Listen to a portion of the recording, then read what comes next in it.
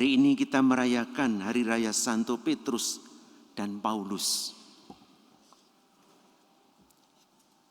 Dua orang yang memiliki perbedaan, tapi akhirnya bisa menyatu. Petrus kita tahu bahwa dia itu adalah seorang penjala ikan. Paulus itu seorang yang sangat terpelajar. Dia ahli Taurat juga. Gurunya namanya Gamaliel. Maka kalau dia berdebat, berdiskusi dengan ahli-ahli Taurat, dia tidak pernah akan kalah. Petrus adalah suka orang yang memang mengerjakan dulu baru memikirkan konsekuensinya apa, akibatnya apa. Beda dengan Paulus. Paulus itu orang yang terpelajar, maka dia itu memikirkan dulu sebelum berbuat sesuatu. Kedua-duanya memang plus minus. Jadi kalau orang pakai pikirannya saja, mikir, merencanakan, sampai belum terlaksana pun sudah dievaluasi, sehingga tidak terlaksana. Sedangkan Petrus ini tipe orang yang berani dulu. Ya, makanya Petrus seringkali jatuh dalam kesalahan. Tapi setiap kali salah dia mengakui diri bahwa dia itu bersalah, maka Yesus tetap memberi kesempatan. Bahkan sampai menyangkal 3 kali sekalipun itu dia tetap diampuni. Bahkan dia dijadikan apa? Paus pertama. Ya, dijadikan paus pertama. Maka dia juga melakukan banyak kesalahan karena kerapuannya ini. Tapi dilengkapi oleh Paulus. Di Petrus ini bekerjanya di wilayah orang Israel, orang Yahudi yang menjadikan Kristen itu. Sedangkan Paulus itu keluar, maka dia kemana-mana. Sampai kita mengenal Tuhan itu karena kerja keras Paulus itu. Dan kalau kita lihat dalam Perjanjian Baru, begitu banyak surat ya, yang dimiliki oleh Santo Paulus ini. Tapi dua-duanya ini meskipun karakternya berbeda, disatukan. Disatukan dalam apa? Yaitu iman yang sama. Iman kepada Yesus. Karena memiliki iman yang sama, mereka itu jadi satu. Seperti sekarang kalau Bapak Ibu duduk bersama ini, apa yang menyatukan Bapak Ibu ini? Karena punya iman yang sama kepada Yesus akan Ekaristi, maka duduk bareng. Yang kedua yang menyatukan keduanya yaitu tugas perutusan atau misi. Mewartakan nama Yesus, mewartakan Injil. Maka mereka bersatu, dipadukan. Dan itu semua adalah karya Tuhan yang begitu luar biasa.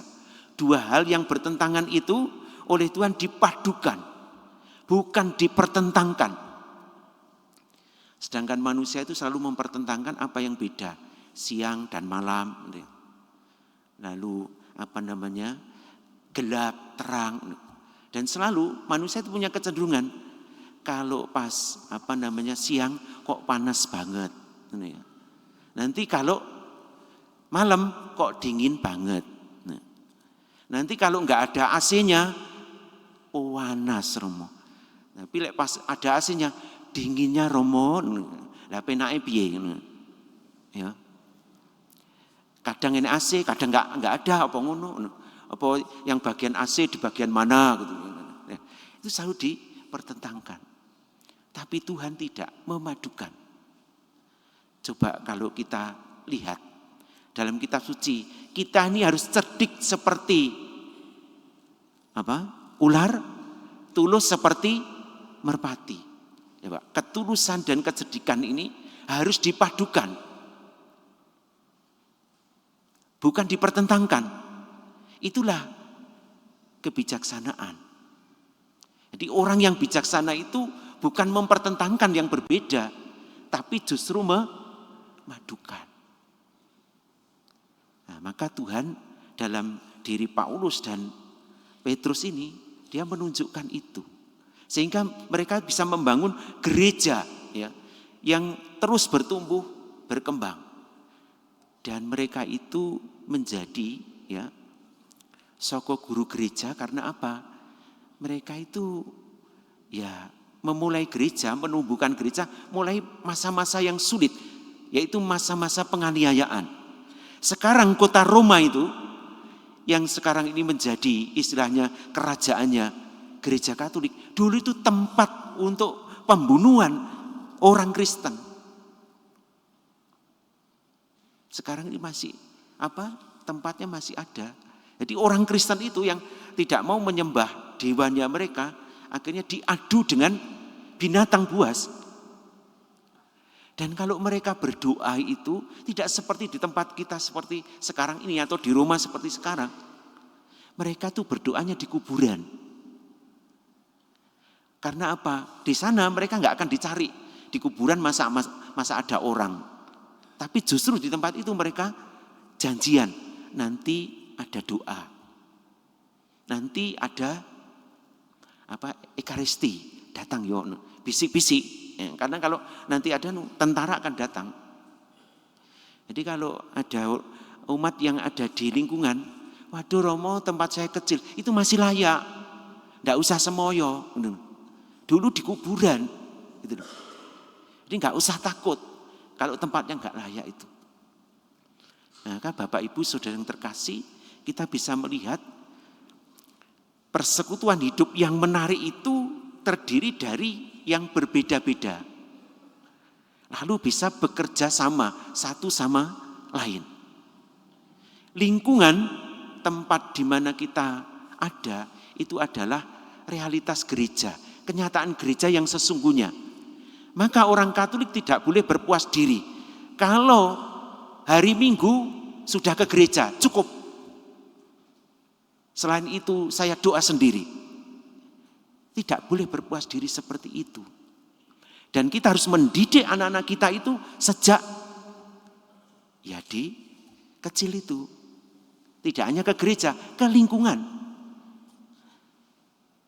Karena tidak jarang orang yang nggak pernah ke lingkungan nanti ke gereja itu kalau butuh, kalau perlu saja. Dan maksa mesti. Saya bisanya hanya jam sekian. Loh. Ramen. Ketua lingkungannya ngomong, saya nggak kenal orang ini Romo. Dan tidak daftar di sini. Tapi sudah minta, maksa. Kalau nggak dituruti, ngomong kemana-mana. Nah, orang yang seperti ini hanya memposisikan diri sebagai umat yang mau dilayani, tapi tidak mau dilayani. Wong sekedar hanya untuk menjadi lektor terus kan gampang toh. Ini orang yang duduk sebesar ini, lektornya hanya siji tok ya. Harusnya loro. Partisipasi sudah diberikan ke gereja itu kepada Anda kalian semua. Bapak Ibu, mari kita membangun hidup persekutuan yang menarik. Meskipun kita ini berbeda-beda karakter.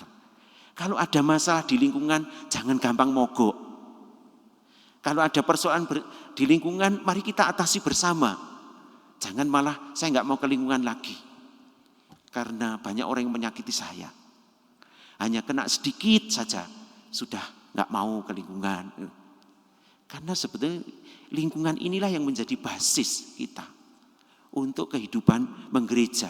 Jadi dulunya gereja itu pertama-tama adalah keluarga. Kemudian lingkungan-lingkungan kecil tidak besar seperti ini. Maka kita harus kembali ke sana kalau ingin menjadi kuat. Bapak Ibu, maka di Paroki Kayu Tangan ini untuk memperkuat hidup persekutuan yang berbeda-beda ini ada moto, yaitu satu iman, satu hati, satu pelayanan, menyatukan semuanya. Agar kita bisa membangun kehidupan di lingkungan, hidup persekutuan kita dimanapun berada itu, yaitu persekutuan yang penuh persahabatan, penuh dialog, kemudian bisa bekerja sama satu sama lain. Meskipun di situ ada begitu banyak perbedaan. Para saudaraku yang terkasih, mari kita sungguh berdoa kepada Tuhan. Terutama melalui Santo Petrus dan Paulus yang sudah menjaga kesatuan gereja ini. Kedua tokoh ini telah berhasil menjaga hidup kesatuan gereja dengan teladan hidup mereka yang baik, mereka tetap bisa hidup dan menjalani tugas dari Yesus secara beriringan, meskipun keduanya memiliki perbedaan. Tuhan memberkati.